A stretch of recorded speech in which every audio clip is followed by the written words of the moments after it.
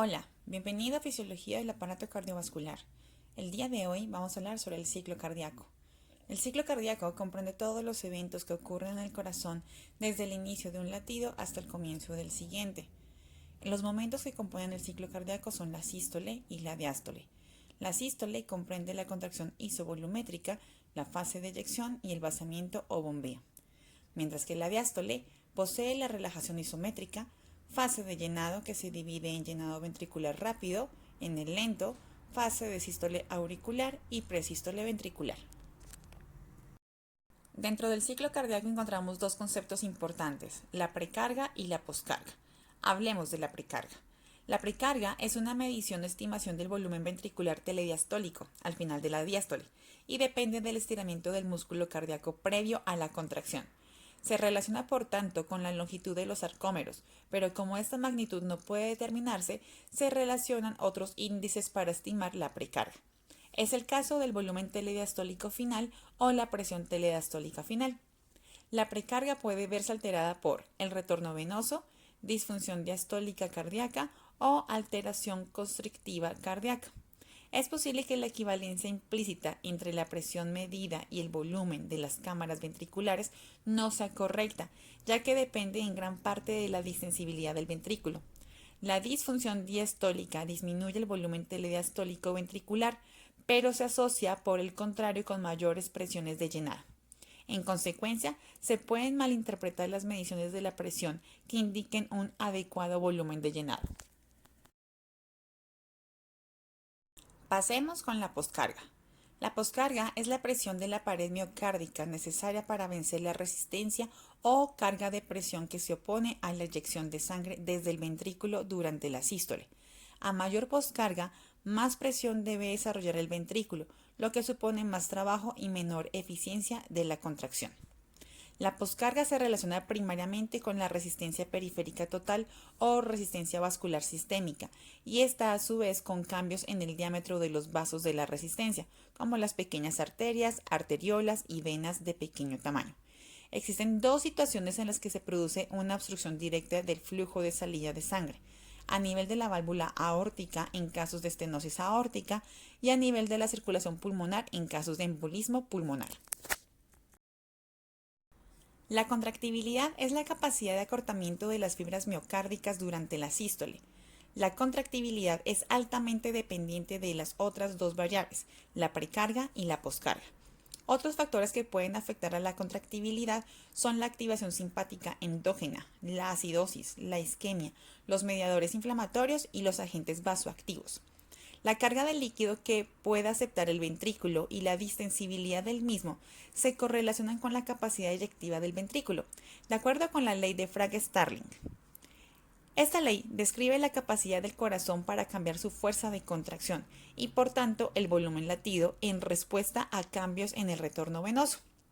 En general, un mayor volumen telediastólico lleva a un mayor estiramiento de las fibras miocárdicas, lo que genera un mayor volumen sistólico. Esta ley de Frank-Starling determina una respuesta característica del volumen sistólico, visualizable en la curva característica con dos zonas diferenciadas. Según la ley de elasticidad de Hooke, cuando un cuerpo homogéneo se estira, la tensión elástica es proporcional al grado de estiramiento. Los vasos no responden a esta ley. Cuanto más se estiran, más se resisten al estiramiento y se vuelven cada vez menos distensibles. Las arterias sistémicas se comportan como reservorios de presión debido a su función elástica. El principio de Wien-Kessel habla de que el ventrículo izquierdo expulsa la sangre a la aorta y éste se detiene. La tensión parietal aórtica impulsa entonces la sangre hacia los capilares. Este efecto fisiológico permite que la presión arterial oscile en torno a una presión arterial mediada entre los 90 milímetros de mercurio sin llegar nunca a cero.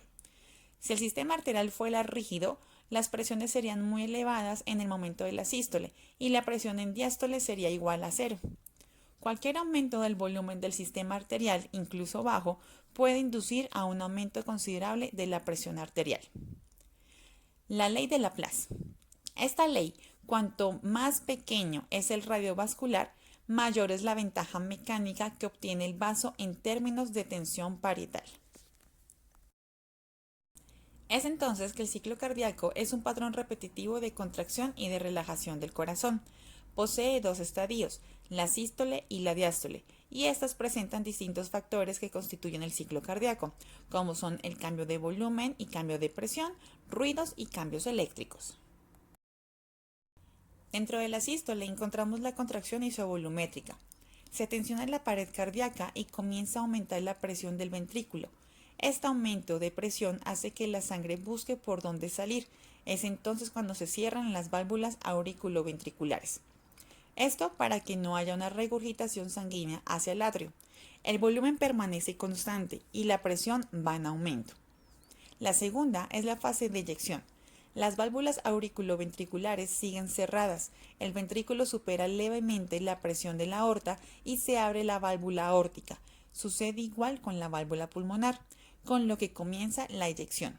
A medida que disminuye el volumen, la presión también lo hace. Mientras que en la diástole encontramos la relajación isométrica. Aquí, las válvulas auriculoventriculares permanecen cerradas, se cierran las semilunares, no hay entrada ni salida de sangre. En este momento, la presión ventricular es mayor que la atrial, pero menor que la aórtica, por lo que la sangre no fluye hacia ningún lado y el volumen ventricular permanece constante. La cuarta fase es la de llenado, el llenado ventricular rápido. Se abren las válvulas auriculoventriculares y fluye sangre rápidamente desde la aurícula hacia el ventrículo. Esto debido al flujo rápido que se puede producir en un tercer ruido cardíaco que corresponde a un S3. El llenado ventricular lento es aquel cuando el ventrículo sigue relajado y éste recibe el flujo que le llega de la aurícula. La contracción auricular o presístole ventricular es cuando la aurícula se contrae para terminar de llenar el ventrículo. A esto se le corresponde como un cuarto ruido cardíaco. Al final de una contracción, el ventrículo se relaja. En este punto ocurre la relajación isométrica, en la que hay un cambio de presión sin cambio de volumen. Cuando la presión del ventrículo es menor que en la aurícula izquierda, se abre la válvula mitral y el ventrículo empieza a llenarse en dos fases, el llenado rápido y el llenado lento. En algunas condiciones patológicas se produce un tercer ruido durante la fase del llenado rápido. Antes de terminar el llenado, se produce la onda P en el electrocardiograma. Posteriormente se contrae la aurícula y se produce la onda A en la curva del pulso venoso. En esa contracción puede escucharse el cuarto ruido en ciertas situaciones. Después se cierra la válvula mitral, lo que produce el primer ruido cardíaco. Justo antes de que se produzca este fenómeno sonoro, se despolariza el ventrículo y se genera el QRS del electrocardiograma. El ciclo cardíaco derecho es esencialmente igual que el izquierdo. Se diferencian en las duraciones de las fases. Se debe a que el ventrículo derecho maneja un circuito de baja presión. La despolarización del ventrículo izquierdo ocurre milisegundos antes que el derecho. Por eso, la contracción isovolumétrica del ventrículo izquierdo comienza antes, y por lo tanto la válvula mitral se cierra antes que la tricuspidia. Solo se ausculta con fonocardiograma de alta resolución. Las presiones que deben vencer los ventrículos son diferentes. El ventrículo derecho de 7 a 10 milímetros de mercurio, mientras que el ventrículo izquierdo de 60 a 80 milímetros de mercurio. La contracción isovolumétrica es más corta en el ciclo derecho que en el izquierdo. Las duraciones de las fases eyectivas son distintas debido a las diferencias de presiones. Ventrículo izquierdo de 80 a 90 milímetros de mercurio y ventrículo derecho de 12 a 15 milímetros de mercurio.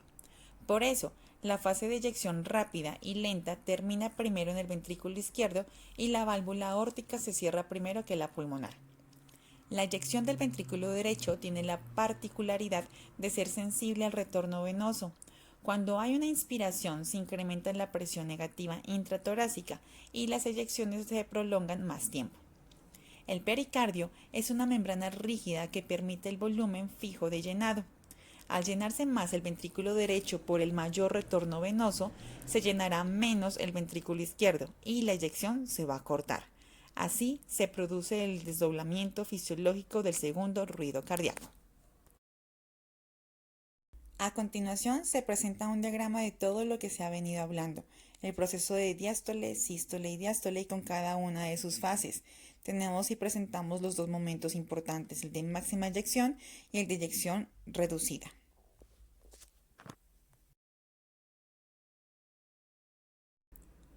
Regulación de la presión arterial. Presentamos dos tipos de factores, los fisiológicos y los físicos. En los fisiológicos encontramos el gasto cardíaco, que significa el volumen minuto por frecuencia cardíaca, y la resistencia periférica. En los factores físicos, el volumen de sangre arterial y la capacitancia arterial. La presión arterial viene regulada por dos factores como son el gasto cardíaco y las resistencias periféricas. Se expresan de la siguiente manera. A su vez, el gasto cardíaco depende de la frecuencia cardíaca, de la contractibilidad y del volumen sanguíneo. La resistencia periférica depende de la viscosidad sanguínea, de la elasticidad de la pared arterial, de los mecanismos vasorelajantes y vasoconstrictores. Tenemos los determinantes de la presión arterial. Se dividen en tres grandes grupos. Los factores que influyen en el gasto cardíaco, los factores que influyen sobre la resistencia periférica y los factores hormonales. Dentro de los que influyen en el gasto cardíaco encontramos la estimulación simpática y la estimulación vagal, así como el retorno venoso, fuerza contráctil del miocardio. En los factores que influyen sobre la resistencia periférica están los metabolitos locales, el ácido láctico y el dióxido de carbono. Mientras que en los factores hormonales está el sistema de renina, angiotensina, aldosterona, la serotonina, óxido nítrico, prostaglandinas, catecolaminas, sistemas colinérgicos e histamina. La hemodinámica consta de tipos de vasos sanguíneos, arterias, arteriolas, capilares, venas y vénulas. Veamos sus características. Las arterias manejan elevadas presiones. Las arteriolas son pequeñas, con fuerte pared muscular, constituyen el sistema de control. Los capilares realizan el intercambio de nutrientes, de sangre y líquido extracelular en las paredes delgadas. Gran cantidad de poros capilares llegan a poseer. Las vénulas realizan colección de sangre de los capilares, mientras que las venas son conductos de transporte de sangre de los tejidos hacia el corazón. Son un gran reservorio importante de sangre. Los vasos sanguíneos manejan volúmenes sanguíneos. El 64% le corresponde a venas, vénulas y senos venosos. A las arterias el 13%. Al corazón 7%. Circulación pulmonar 9%. Y a las arteriolas y capilares 7%. Las arterias manejan baja distensibilidad. Recordemos que la tensión arterial sabemos que 120 milímetros de mercurio le corresponde a la sístole y 80 milímetros de mercurio le corresponde a la diástole. Encontramos presiones sanguíneas en la aorta de 100 milímetros de mercurio, en los capilares sistémicos de 17 milímetros de mercurio y en las arterias pulmonares de 16 milímetros de mercurio.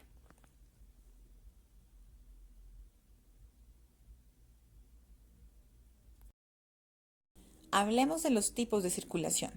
Encontramos la circulación menor o pulmonar y la circulación mayor o sistémica. La circulación pulmonar juega un papel activo en el intercambio gaseoso y viceversa. La composición del gas alveolar produce cambios en la circulación pulmonar. La circulación pulmonar es muy diferente de la sistémica. Se trata de un circuito de baja presión, de 10 a 20 milímetros de mercurio, y de gran capacitancia o adaptabilidad, con gran número de vasos elásticos y de vasos que permanecen normalmente colapsados y pueden reclutarse durante el ejercicio. Las arteriolas pulmonares están solo parcialmente muscularizadas, son más delgadas y poseen más tejido elástico, por lo que tienen baja resistencia a la perfusión. En la pared capilar alveolar, la sangre fluye de forma casi laminar, con baja resistencia, facilitando el intercambio gaseoso. Cuando la presión de perfusión baja, algunos segmentos capilares permanecen cerrados. Cuando aumenta el flujo sanguíneo, pueden reclutarse y abrirse. Los vasos precapilares y los capilares constituyen del 40 al 50% de la resistencia vascular total pulmonar, mientras que a nivel sistémico el lecho capilar apenas contribuye a las resistencias totales. El árbol vascular pulmonar posee una gran distensibilidad. Las arterias pulmonares pueden acumular 2/3 de todo el volumen sistólico del ventrículo. Es un flujo pulsátil en todo su recorrido. La circulación pulmonar es un circuito de alto flujo, baja resistencia, baja presión y gran capacidad de reserva, lo que favorece el intercambio gaseoso, evita el paso de fluidos al intersticio y favorece la función ventricular derecha con un bajo gasto energético. El circuito pulmonar recibe todo el gasto cardíaco, pero sus presiones son menores que las sistémicas y la presión de la arteria pulmonar suele ser inferior a 25 a 30 milímetros de mercurio. Durante el ejercicio, las presiones pulmonares se incrementan poco a pesar de que el flujo aumenta de 3 a 5 veces. Los capilares que estaban abiertos se distienden y aumenta su flujo hasta el doble y se reclutan capilares que estaban colapsados, triplicándose el número de capilares abiertos. El ejercicio aumenta más el gasto cardíaco que el gradiente de presión vascular pulmonar, por lo que no aumenta la resistencia vascular pulmonar. Todos estos mecanismos previenen el edema pulmonar. La circulación mayor o sistémica es un circuito principal de la circulación. Lleva la sangre oxigenada del corazón a todas las regiones del cuerpo, excepto a los pulmones, y luego de regreso al corazón. Todas las arterias sistémicas desembocan en la vena cava inferior o en la superior, las cuales a su vez lo hacen en la aurícula derecha. Finalmente encontramos un cuadro en donde se ven las diferencias entre la circulación pulmonar y la circulación sistémica. Circulación pulmonar es más pequeña, de presión baja, un flujo más lento pero genera el intercambio, mientras que la circulación sistémica es más extensa, alta presión y un flujo mucho más rápido.